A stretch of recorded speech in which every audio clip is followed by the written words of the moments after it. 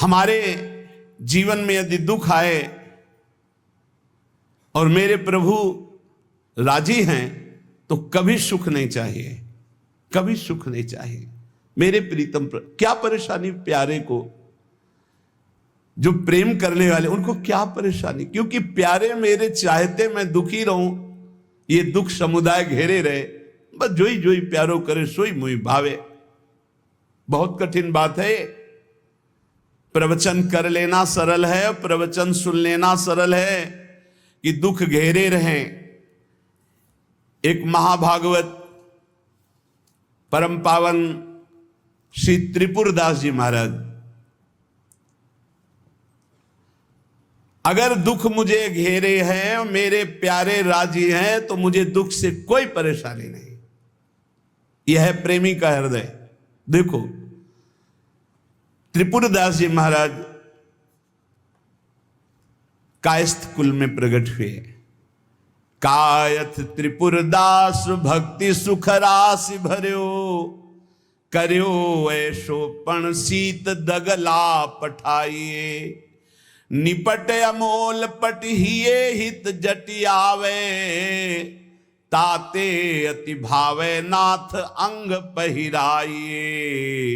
आयो को काल नरपति ने बिहाल कियो, भयो इस ख्याल ने को घर में न खाइए। वही ऋतु आई सुधी आई आंख पानी भरी, आई एक द्वाति दीठी आई बेची लाइए।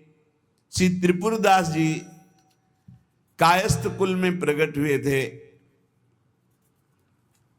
बड़ा हिम्मत बनाने वाला यह चरित्र है। ब्रजमंडल में शेरगढ़ है, वहां इनका जन्म हुआ था, वहां के निवासी थे। और आपके पिता राजमंत्री थे। बचपन से ही भगवत भक्ति के संस्कार थे। जिनमें कुछ दिव्य प्रकाश होता है वो बचपन से भगवत भक्ति का। जिनको ये लगता है कि जवानी में विषय भोग ले और बुढ़ापे में भजन करेंगे तो भूल जाए। बुढ़ापे में मन को प्रभु में नहीं लगाया जा सकता। यदि आपने जवानी में भजन का अभ्यास नहीं किया तो बुढ़ापे में नहीं होगा। बुढ़ापे में प्रपंच ही होगा, पक्का विश्वास मान लीजिए। और जितने भी दिव्य महापुरुष हुए हैं, जिनके जीवन प्रकाशित हुए हैं भक्ति अध्यात्म की ऊंचाई में, वो बचपन से श्री भगवान में लगे। त्रिपुरदास जी के घर में राजमंत्री पिता थे, पर बहुत ही सुंदर भक्ति के संस्कार थे। एक बार आप पिता के साथ आगरा से किसी कार्य के लिए गिरिराज जी आए, तो यहां ठाकुर श्री श्रीनाथ जी का दर्शन किया।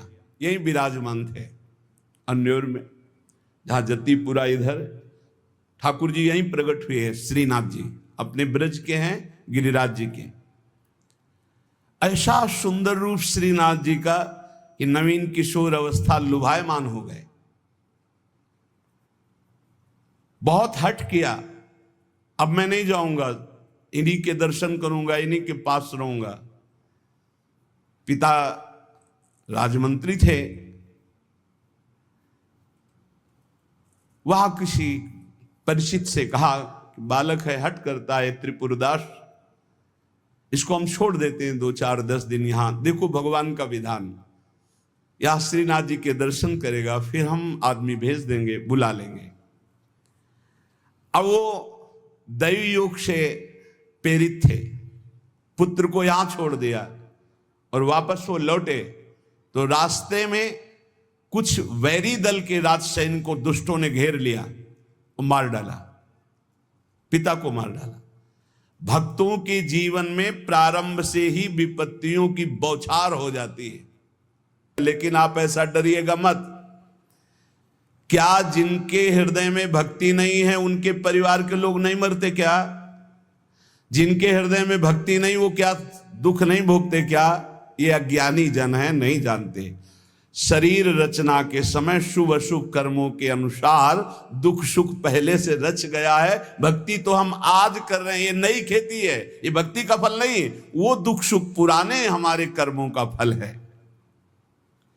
जब आपने सुना, सूचना आई कि तुम्हारे पिता को बैरी दल ने मार डाला है, तो श्रीनाथ जी की तरफ देखा और कहा, आप तो हमारे पिता भी हो, मित्र भी हो, जीवन धन हो। हृदय में बड़ा आनंद हुआ कि चलो नाम मात्र का पिता अंतर्ध्यान हो गया, लेकिन मेरा जो अनंत जन्मों का पिता है उससे संबंध हो गया। अब तो मेरे श्रीनाथ जी के सिवा कोई नहीं है। एकदम निश्चिंत हो गए। रोज प्रभु के सामने भाव विभोर होकर रोया करते, नौ किशोर अवस्था, कि प्रभु अब आपके सिवा हमारा कोई नहीं है। एक दिन वल्लभाचार्य भगवान आचार्य चरण, जिनके दुलारे लाडले श्रीनाथ जी हैं, उस सेवा में आए तो देखा है बालक बहुत एक दृष्टि से देखता है, रोता है। लाओ इस बालक को सामने लाया। ये है भगवत कृपा। जब भगवत कृपा होती है तब गुरु मिलते हैं, और जब गुरु कृपा होती तब भगवान मिलते हैं। जब भगवान की कृपा होती तब गुरुदेव मिलते हैं, संत मिलते हैं। जब द्रवहि दीन दयालु राघो तो साधु संगति पाइए, और जब संत द्रवित होते हैं तब भगवान का साक्षात्कार होता है। बुलाया और परिचय पूछा, कौन है ये? तो कहा अमुक राजमंत्री का पुत्र है, इनके पिता यात्रा में मारे गए हैं, और ये बहुत आसक्त चित्त होकर श्रीनाथ जी को देखते, श्रीनाथ जी से रोते हैं। त्रिपुरदास जी ने साष्टांग दंडवत किया वल्लभाचार्य जी को और कहा, प्रभु मैं मात्र पितृहीन, न मेरे माता है न पिता है, मैं अनाथ बालक हूं, बस मेरे नाथ तो श्रीनाथ जी ही हैं, और आपके श्री चरणों का आश्रय। इतना छोटी अवस्था में ऐसे शुद्ध शब्द, ऐसे भागवतिक चेष्टाएं, चलो आज अभी इसी क्षण मैं इसको दीक्षा देता हूं।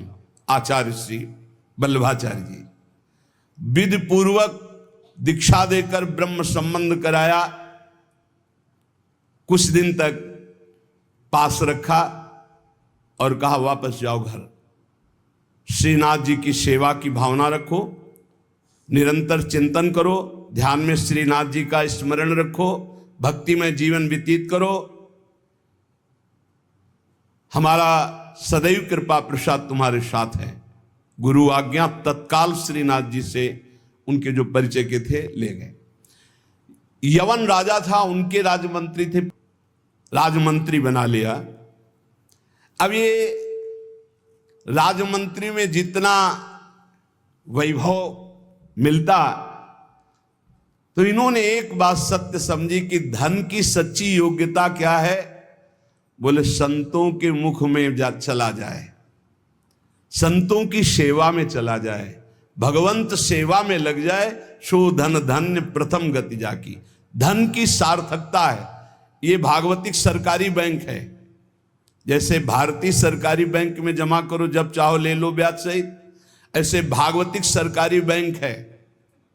गौ संत जन, ब्रह्म ऋषि जन, भगवान किसी विग्रह की अर्चा पूजा और किसी ऐसे असहाय की जो बीमार है, जो अपवित्र है, असमर्थ है, उसकी सहायता भगवत भाव से कर देना, उसमें जो धन खर्च होना, ये सब भागवतिक बैंक में जमा होता है, आपको मिलेगा, ब्याज सहित मिलेगा। हमारे प्रभु की बैंक में परसेंट बहुत ज्यादा मिलते हैं। 1 रुपया का लाख गुना ब्याज मिलेगा। देखे ये जो आप देखते हैं कि अमुक अमुक पद पर बैठ गया, अमुक राजा बन गया, अमुक अमुक बन गया, ये पूर्व जन्म का है। पूर्व जन्म का आप देखते हैं छा गया, ये पूर्व जन्म का सुकृत है। वैभव ऐश्वर्य चरण चूम रहे, वाह वाही हो रही, ये सब पूर्व का पुण्य है, 1 का लाख गुना। पर इस बैंक में विश्वास नहीं होता, किसी किसी को विश्वास होता है। और इस बैंक में जमा कर देने पर अगर आपने कह दिया तो तत्काल वो फल जो गुणा करके आपको प्लस मिलना था नहीं मिलेगा। ध्यान कर लेना। यदि माइक से हो गया कि अमुक जगह के अमुक भगत ने 5,000 रुपये दान किए, भगवान इनका मंगल करें।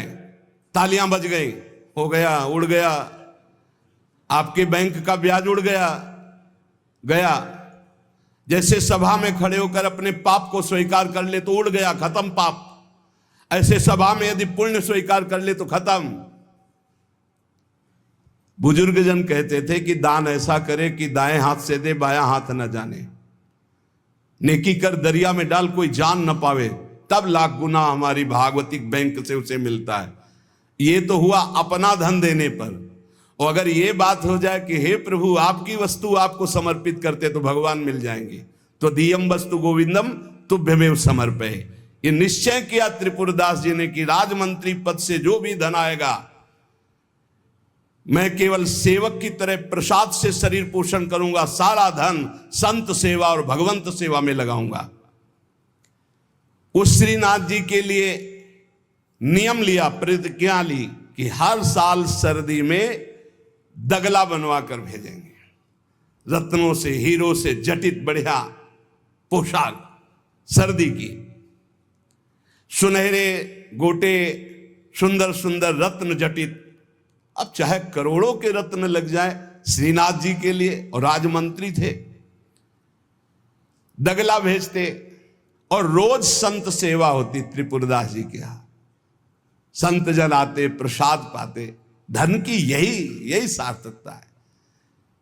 जय जयकार हो, भगवान नाम कीर्तन हो, भगवत अनुरागी जन आकर प्रसाद पावे, भगवान की आरती पूजा सेवा। धन्य है वो गृहस्थ, वो धन्य, वो तीर्थ है उसका घर जिसके घर में भगवान की आरती होती, भगवान का नाम कीर्तन होता, आए हुए अतिथियों की सेवा होती है, आए हुए अतिथियों की सेवा होती है। और श्रीनाथ जी भी बड़े रिजवार ठाकुर, बहुत खुश होकर के, प्रसन्न होकर के वो दगला धारण करते। श्री विठलनाथ जी श्री वल्लभाचार्य जी के पुत्र हैं। वो देखते कि और वस्त्र जब धारण कराते तो ठाकुर जी धारण करते हैं, लेकिन जब त्रिपुरदास जी का दगला धारण कराते तो ठाकुर जी फूल जाते हैं, प्रसन्न हो जाते हैं। भक्त के द्वारा प्रेम से दी हुई वस्तु भगवान बहुत भाव से स्वीकार करते हैं। सब दिन होत न एक समान, एक समय ऐसा भी आता है जो बहुत ही अंधेरे का होता है, एक समय प्रकाश का आता है। जैसे दिन रात ऐसे सुख और दुख। अब यवन बादशाह था, उसके पास द्वेषियों ने सूचना लगा दी कि ये राजमंत्री हैं, आपको पता नहीं है ये आपके धन का बड़ा दुरुपयोग करते हैं, साधु महात्मा इनके यहाँ खाते रहते हैं और न जाने क्या क्या खूब लुटाते हैं, आपके यहाँ से वैभव चुराया जाता है। और वो राजा यवन, उसकी बुद्धि बदल गई, उसने तत्काल आदेश किया सर्वस्व अपहरण कर लिया जाए, त्रिपुरदास जी का सर्वस्व संपत्ति जब्त कर ली जाए। मतलब पात्र भी घर में नहीं रह गए, सब जब्त कर लिया गया। जहां रोज संत सेवा, ठाकुर सेवा, श्रीनाथ जी के लिए बहुत महंगा पोशाक सर्दी की, सब एक पात्र भी नहीं रहने दिया, सब जब्त कर लिया। खाने पीने के लिए एक दाना भी नहीं रह गया, कुछ नहीं, सब जब्त कर लिया, केवल दिवाले दिवाले। अब आप विचार करो, जिसका ऐसा चल रहा हो उसका ऐसा, इसलिए होश में रहना चाहिए। सब दिन होत न एक समान, ये शब्द याद रखना चाहिए। सुख है तो फूलो मत, कल दुख आने वाला है। शरीर स्वस्थ है तो अभिमान मत करो, कल कोई रोग आ जाएगा। जीवित हो तो अभिमान मत करो, कल ही मृत्यु आ सकती है, आज भी आ सकती है। होश में। खूब धन संपत्ति है, कल ऐसा हो सकता है टुकड़े टुकड़े के लिए मोहताज हो सकते हो। पक्का पक्का। आज दुखों घेरे हैं तो आप निराश मत होइए, कल आप बहुत बड़े आदमी बन सकते हैं। उत्साह संपन्न